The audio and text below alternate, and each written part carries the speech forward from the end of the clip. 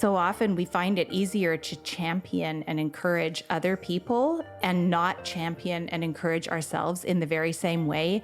And really at the heart of it was my secret private shame. When I would turn that lens on myself, what I found was just, I was tongue-tied and embarrassed. And I just felt like, no, I'm weird in the wrong way. That's Maggie Langrick. She's the founder of Wonderwell Press, a nonfiction publisher based in Los Angeles. Today, she's also a writer, a writing coach, and a podcast host. So I do a lot of things. But for a very long time, she spent all of her time helping others find their creative voice while being completely embarrassed by her own. Maggie also happens to be a huge influence in the development of her upcoming book called Whatever the Hell You Want. Coming out in October. It sure is. So, Keri and I know firsthand how strongly Maggie believes that writing your own story can change lives. It has certainly changed ours. And now, after years of repressing her urge to write, a health scare meant Maggie finally let writing change her life too. When I was in that sort of post-surgery sort of haze of sort of privacy, just me and my thoughts and my notebook, was that I have a lot to say when I'm not judging it and discarding my ideas before I've even explored them. In this episode, Maggie shares how she confronted her self-judgment and learned to truly listen to her own voice for the first time.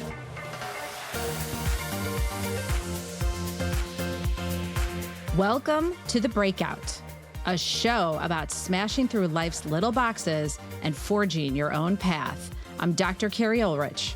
And I'm Kelly Gunther. Keri and I are people and change experts, best friends, and business partners. We've spent more than 25 years helping employees and leaders change. With love and a lot of laughs, we're here to empower you to live life on your terms. Our methods may seem a bit unconventional, but trust us, they will change your life. Let's be real for a second. We know change can sometimes be scary. Heck, it even scares us. But staying the same can be even scarier. On The Breakout, we prove that you can escape expectations. And best of all, we show you how.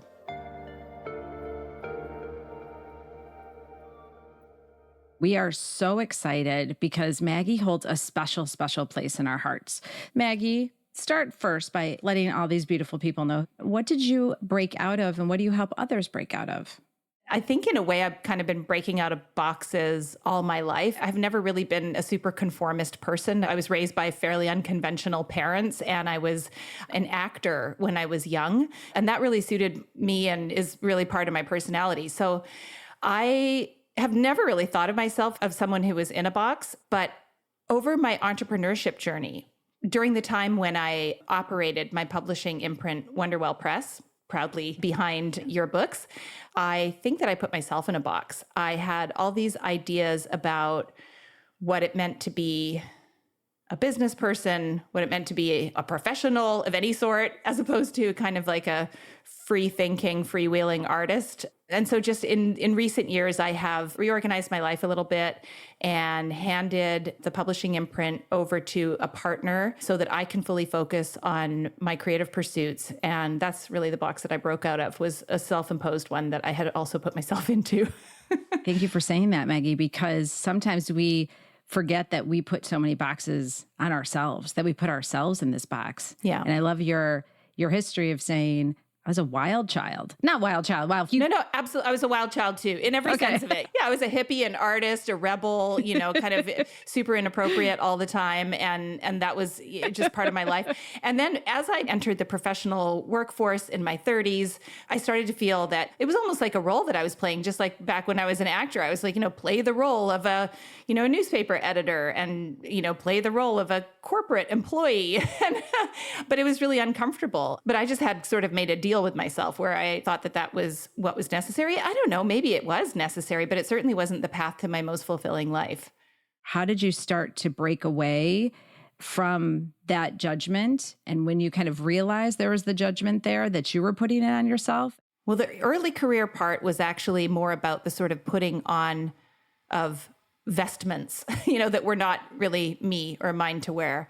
And I think that was because I had always felt a little bit outside of the dominant culture. And I just kind of made a determination that it was necessary to be more normal in order to function in this world.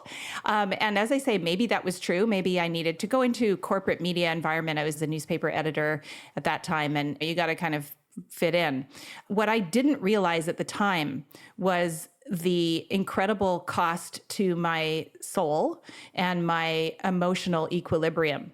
Whenever I'm engaged in a process of trying to be someone who I'm not, and it's not in a formal sort of you're being paid to act this character, but if I'm just acting in my normal life, it brings me tremendous anxiety because there is constantly the threat of failure, and obviously, like, if you're at all a perfectionist, if you derive any of your sense of safety from sort of like making no mistakes, then you're hooped because of course you're going to miss the mark. Your own personality is going to leak out. You're going to shine through basically. And those shining through moments, which should be feelings of freedom, actually turn into feelings of failure. And that's where I think I realized that I had created such a tight, constraining role for myself, even though as head of my own publishing imprint that was dedicated to nonfiction books that help, heal, and inspire, all very mission-driven, super authentic, super aligned. But there was still this sense of like, I'm performing as a business owner, I'm performing as, whatever, fill in the blank. There was just a sense of performance. Even sometimes some of the goals that I would set for myself or the approach that I took to my work. The predominant entrepreneurship culture is very much defined by some of these sort of like productivity bros.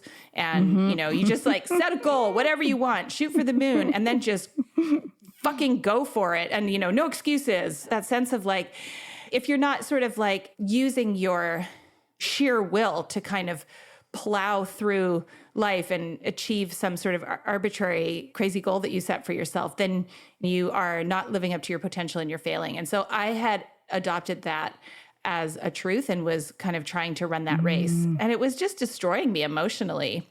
I think so many people, Maggie, can understand that they're in a role, they're in a box that they don't really like. And so you see these pieces of light that are coming out that are your personality. What was the big break where the box kind of shattered? In 2022, I was halfway through a mega ambitious year. I had joined a kind of a very, very high ticket mastermind group. I had set all kinds of goals for myself and I had big plans in place and things were kind of like going well, but everything was a stretch. I was stretched on every single front. Everything had to go like clockwork, but I was optimistic. I was ready to go for it. I was believing in myself and saying all the right things and doing my morning routine and, blah, blah, blah. And then in June of 2022, I got a breast cancer diagnosis. And I was like, okay, all of those plans are now on the back burner because you need to have surgery. You need to spend like a month in bed recovering from this like giant surgery. And then I had 4 more surgeries over the course of that year. And every single time I was taken out of my routine and taken out of my work pattern, a couple things happened. One was that the sky didn't fall and, the business kept on going and other people on my team stepped up and, that was amazing. And so I broke the fever dream that said that I have to sort of be putting in 14-hour days in order for anything to happen in life. So that was proven untrue. And then the other thing that happened was that because I was like in bed with drugs and painkillers and stuff, I spent a lot of time writing. I spent a lot of time with my notebook, not even a journal. Like it wasn't only just about recording my thoughts. I found that poems were coming out and stories that I wanted to tell from my past and documenting the experience I was having, but in a more organized way. And I fell in love with my creative writing practice. And so that was really the shift. There is very much an expectation of what it is to be an entrepreneur. Hustle and start at 5 a.m. and there's books written about it. And you start at 5 and you get all this done before 2 hours. And how are you time blocking? And it is setting you up to feel pretty shitty sometimes. So I think for her to really realize, oh, this isn't working for me. It took the illness for her to have and the surgeries And now look at her. And of course, when she decided to go in a different direction with her publishing company, of course, I was sad because we'd taken this journey with her and her team for so long. Yeah. That it felt very, what? There was that just moment of shock. But now hearing her story and understanding it, it isn't right for anyone to be in a career or in a situation that doesn't allow for them to be the best version of themselves. When you reach that point where it's something that you can't ignore anymore, and you maybe have a life-changing experience around your health, it does put things in perspective in a way that maybe you hadn't really thought about before. So.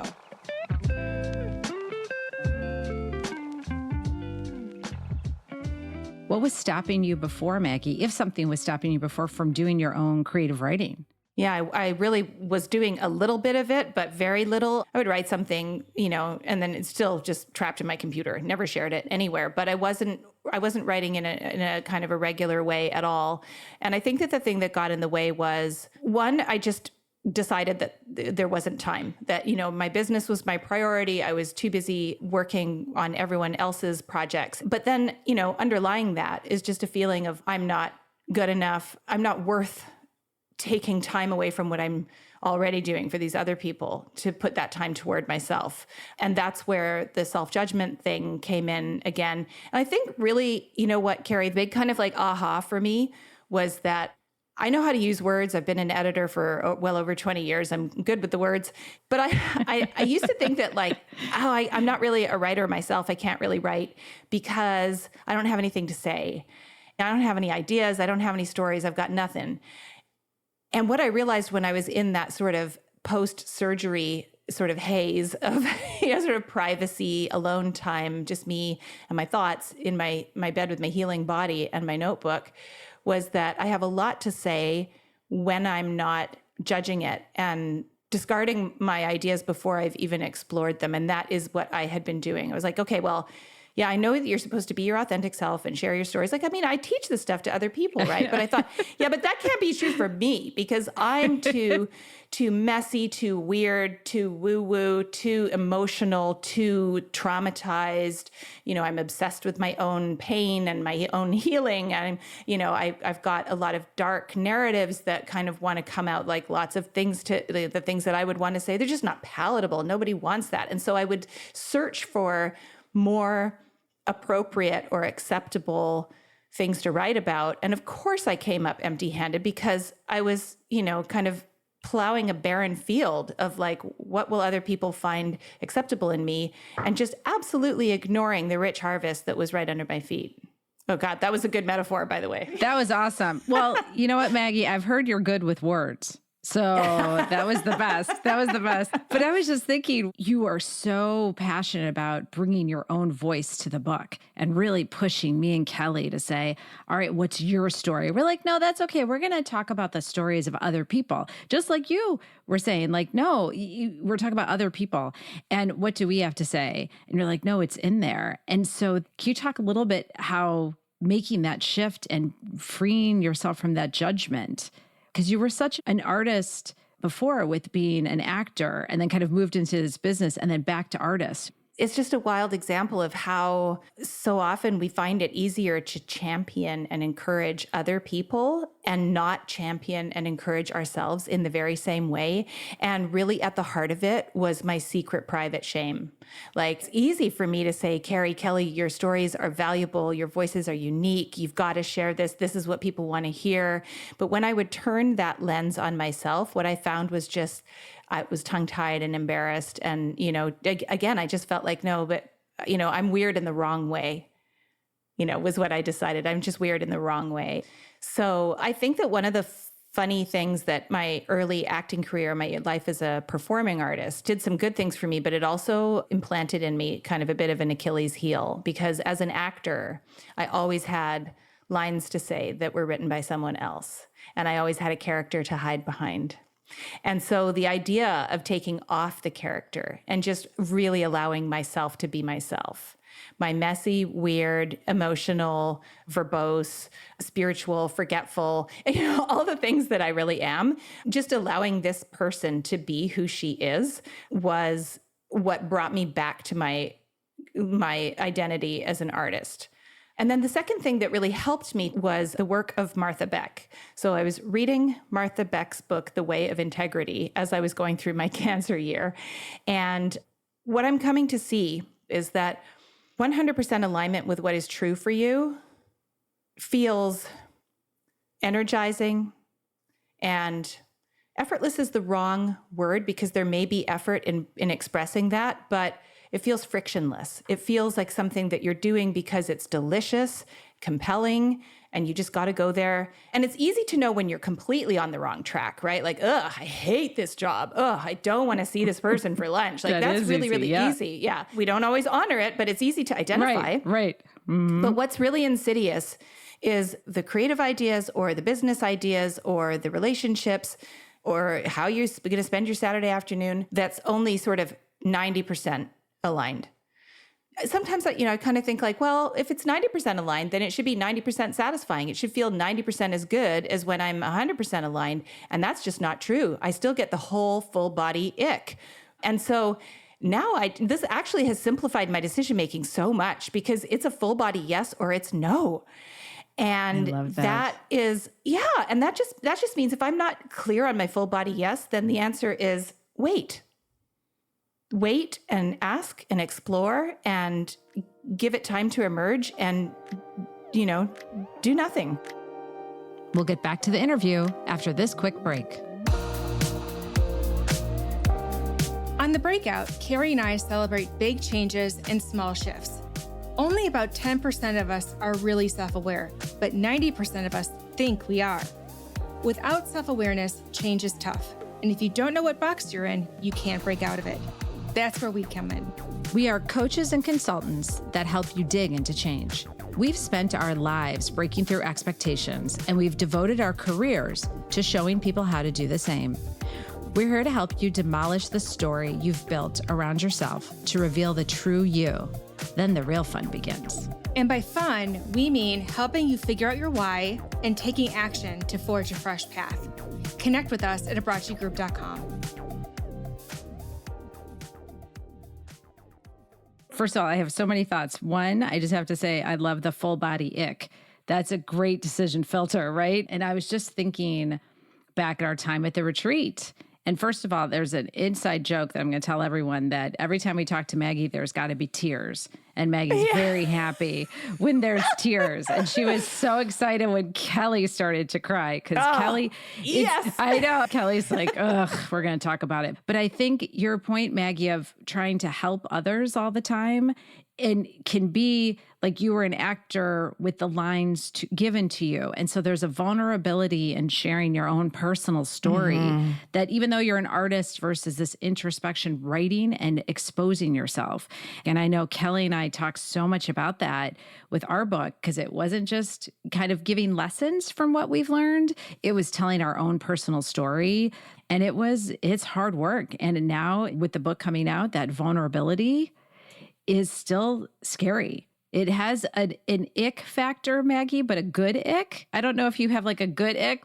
I don't think of that as an ick. I think of that as the pain that is weakness leaving. That's the pain that is, I like that. That's the discomfort. And I didn't make that line up, but it's a great line. But that is the feeling of the discomfort of growth. But it is qualitatively different. You know the difference between this is hard and this is wrong.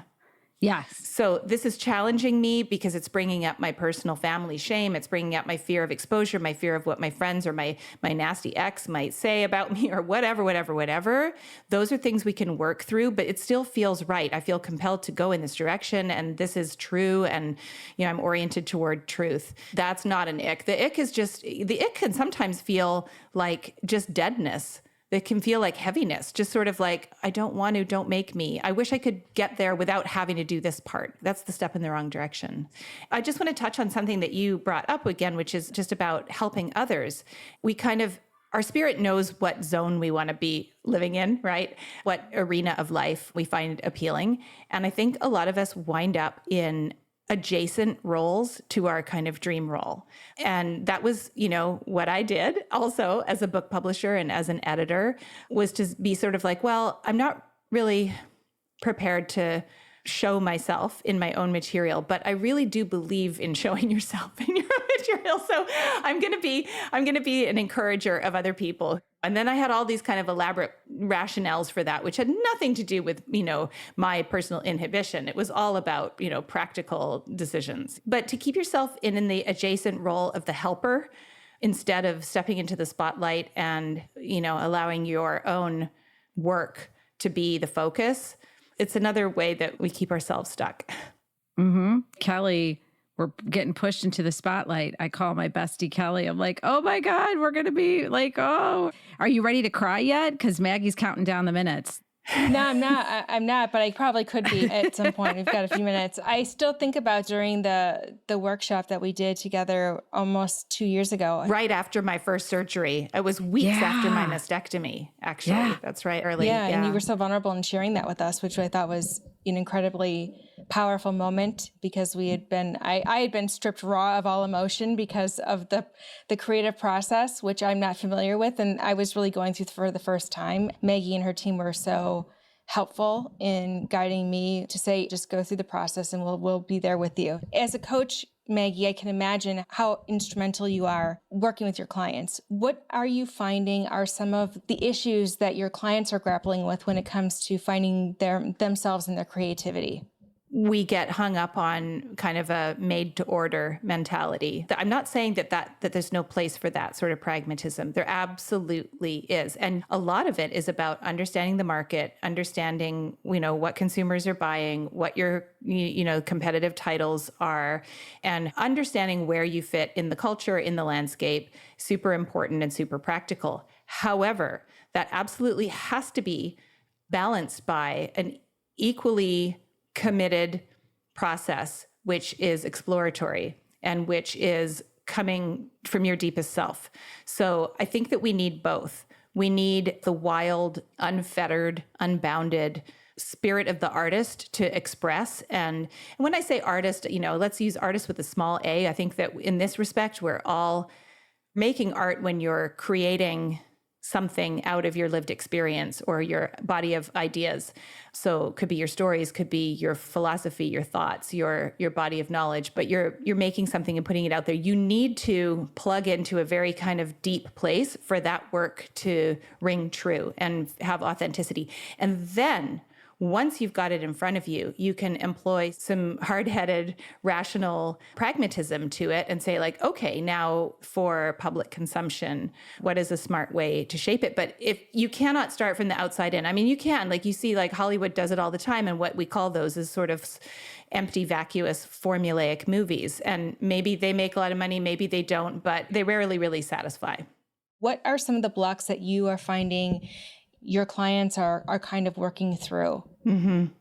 In the sort of pure coaching, exploratory side of things, what I'm noticing is that we all have inside of us a very kind of loud chorus of characters telling us this and that and all the things that we could do. And, we can even kind of fool ourselves into thinking, but I really do want to do all of these things. And what I would say is taking the time to really hear out all of those voices and give them your attention in an embodied way and get out of your rational mind for a sec. And that is how you will know which of those are implanted by other people that you've encountered, or cultural messages, or versions of yourself that no longer feel relevant. It takes a minute for that stuff to fall away. When I talk about considering it in an embodied way, what I mean is this: our culture gives us a lot of support for intellectual analysis. If you are the type of person who is already sort of wired to use that as your primary navigation tool for life, you can get so stuck because there is a lot that you can't calculate. So what I would say about getting stuck in the creativity coaching is that people get confused by this chorus of competing voices. Well, I want to do this and I want to do that and I want to do all of it.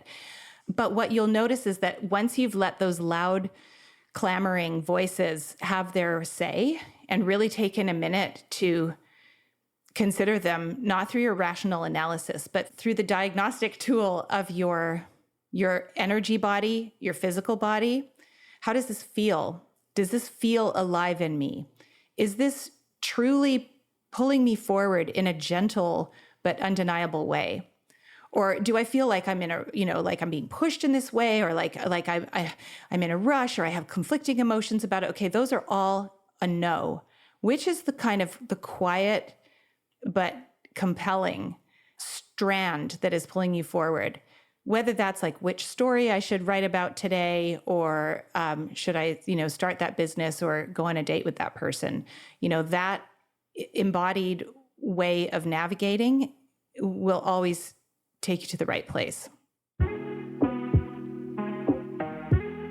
It takes a lot of time to sit with yourself and understand what's not working and do the introspection. And I would like to think that more people would do it, but there's this urgency that we have and we celebrate in our culture of getting things done and getting it done amazing and having it be the shiniest, prettiest, most beautiful, whatever. And that internal clock, it doesn't work for a situation where you're thinking about what's really working for me and what's not.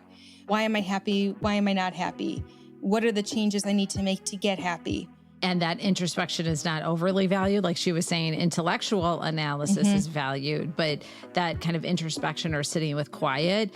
And when we do talk about it, it's meditation and that's woo-woo, right? So we've already put an expectation on it. And I think too, that self-editing yourself and just not shutting down your ideas. I think we do that all the time. Like even Kelly and I, when we talk, one of us can say, I have an idea. We won't even get the idea out sometimes because you'll edit it so quickly. Like, yeah, that probably won't work. I mean, even just our podcast, and you could say like, it's not going to work. Who's going to listen to it? And like, you can just shrink yourself so much. And like, I'll start to cry because that's why I love you, Kelly, because you don't shrink. So thank you. I will say too, it's who you surround yourself with. So I couldn't be me if I didn't have you, Keri, in my life. That's for sure. Aww. I mean, truly, like you're my best friend. I couldn't be half of who I am if it wasn't for someone who was cheering for me on the sidelines and helping me along. So I wish I could say that about you, Kelly, but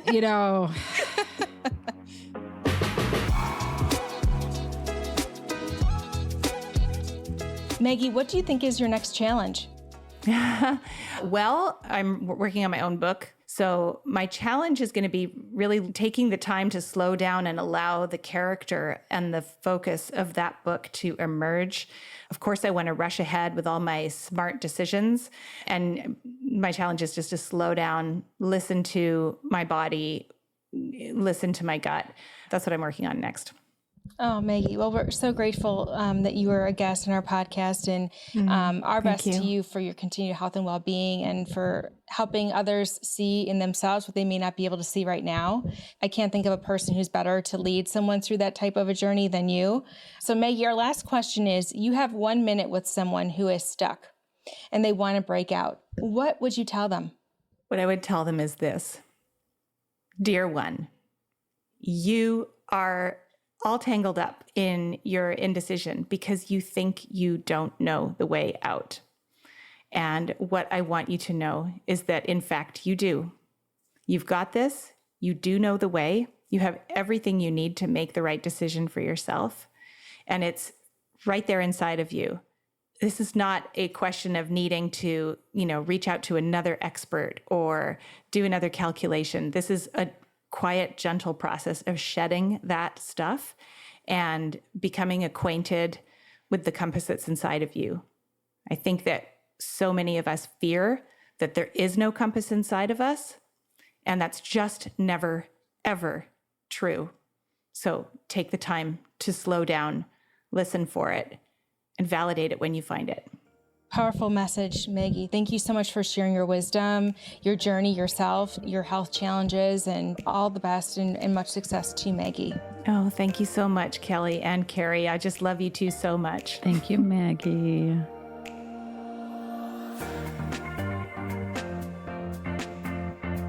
That's the very wise Maggie Langrick, writer and creativity champion. And this is The Breakout. You heard us talking to Maggie about our new book, Whatever the Hell You Want, and we're thrilled to announce that it's being released on October 8th. our guests on the Breakout have inspired us to share our own stories and our model for breaking out of life's boxes. It's an amazing read, and you'll hear more about it in our next episode. And listen for more information on our upcoming contest and the bonus content you'll get when you pre-order. Thank you so much for your support. Kelly and I are in the business of breaking free, being brave, and living boldly. We're here to inspire you to be the badass you are meant to be. Coaching and consulting is kind of our thing, and we're really good at it. Connect with us at abrachigroup.com. And don't forget to subscribe to The Breakout so you never miss a new episode. Make sure you're following us on Instagram, YouTube, and Facebook. And please leave us a review. Reviews help more people find the show, connect with us, and live a more authentic life. I'm Kelly Gunther. And I'm Dr. Keri Ulrich. See you next time.